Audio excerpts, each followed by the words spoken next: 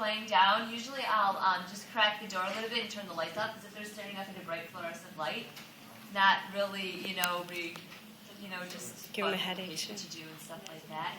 I usually take them back in the room because a lot of times if they do have some tension, it's hard to relax out in the clinic and things like that. So It's just like be music nice to blaring, have a them. rave bounder going. Yeah, or then a coworker stopping by, hey, by the way, did you, whatever. So just, not worth it. Too much stimulus out there. So when we do upper trapezius stretching, we want to stabilize scapula, because upper trapezius is attached to the scapula, okay? And everything like that, so you want to make sure you're stabilizing scapula.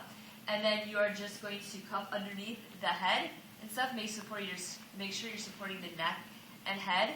And you're just going to purely side bend.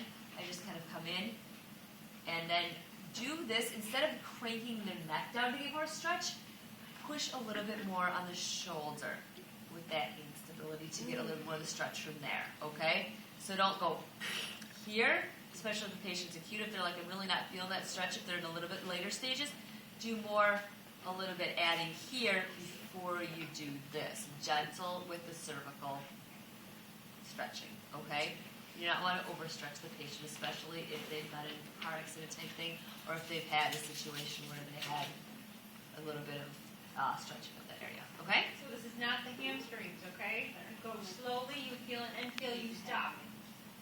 Like anybody complaining that they got a neck injury, they have an issue. Is your neck, you are responsible for your own neck. This is your liability statement. So if you complain you have a torn neck muscle tomorrow, it's not my fault. You have a neck, you're responsible for you, and you're talking to your therapist on how far they go. If you have neck issues, you don't do this, okay? Please. Also, just be aware of what your patient's feeling. You can start to feel them. If they're kind of contracting and tightening up, it doesn't feel good. Be aware of that. Don't just be like, keep stretching and talking to them. Just kind of be like, relax, or is that bothering you? Where is that sore? That type of thing.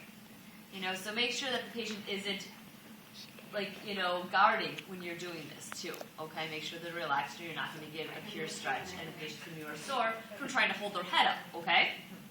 Questions? Okay, levator scapula, is that next? Yes. Yeah. So levator scap is next. That runs from your atlas, your axis. Goes. Yeah, I have a question. So you hold it for 30 seconds.